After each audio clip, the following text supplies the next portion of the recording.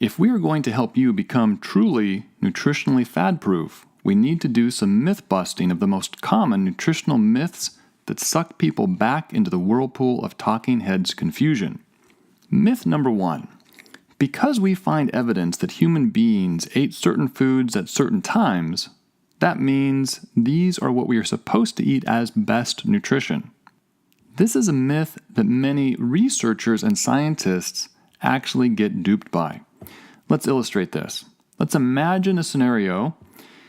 Aliens have hit the Earth with a giant freeze ray. We're all suddenly encased in ice, frozen in place, suspended animation, food in hand and mouth. 10,000 years later, they come back, and they're considering thawing us out and keeping us as pets. And they're trying to figure out what to feed us to keep us healthy. They look at what we were obviously eating: pizza, Twinkies, soda, hamburgers, and so forth.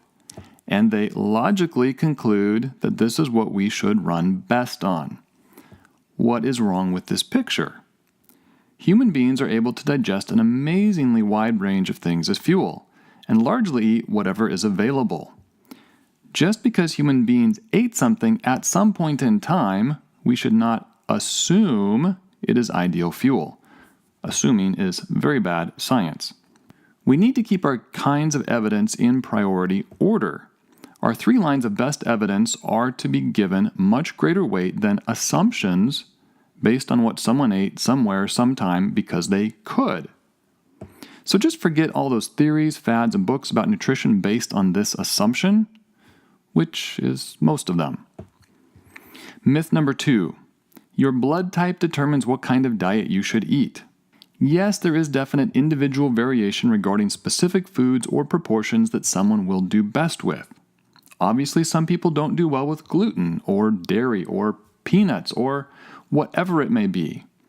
But this myth is actually readily dispatched by simply smiling at oneself in the mirror.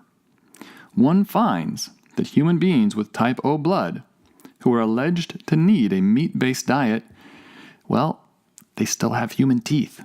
Shh, don't tell the blood type people. And these are built for a primarily unrefined plant food diet.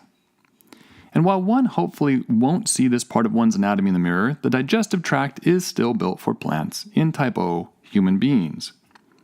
And this is not to mention the fact that this blood type myth has no science to support it, but quite a bit to refute it. Myth number 3. If you lose weight eating a particular way, it must be healthy. While appropriate weight loss is a wonderful thing for most people in today's obesogenic world, this is a definite no. Now just stop and think about this for a minute. There are many, many effective ways to lose weight. Cancer, very effective, very common method of weight loss, as is its common treatment, chemotherapy. Famine and other forms of starvation are quite effective. Anorexia works wonders.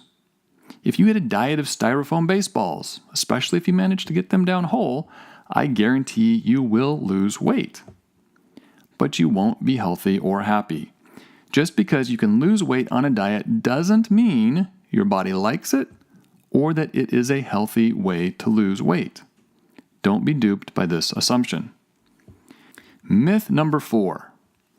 Poor health is a time-based issue of modern foods versus ancient foods. Modern lifestyle and nutrition is definitely a problem, but it is not primarily an issue of modern whole foods versus ancient whole foods, or an issue of conventionally grown whole foods versus organic whole foods. This is readily demonstrated by the fact that ancient Egyptian mummies had quite a lot of cardiovascular disease, like we do today. And they ate only 100% organic whole foods. They had no choice, because that is all there was. The Egyptian mummies make clear that terrific or terrible nutrition is not primarily a product of time, but of lifestyle. Lifestyle, in this case nutrition issues between different kinds of ancient organic whole foods, transcends and trumps all these other issues and theories. Myth number 5. The formal nutritional guidelines have been at least partly responsible for the obesity and disease problems of modern lifestyle.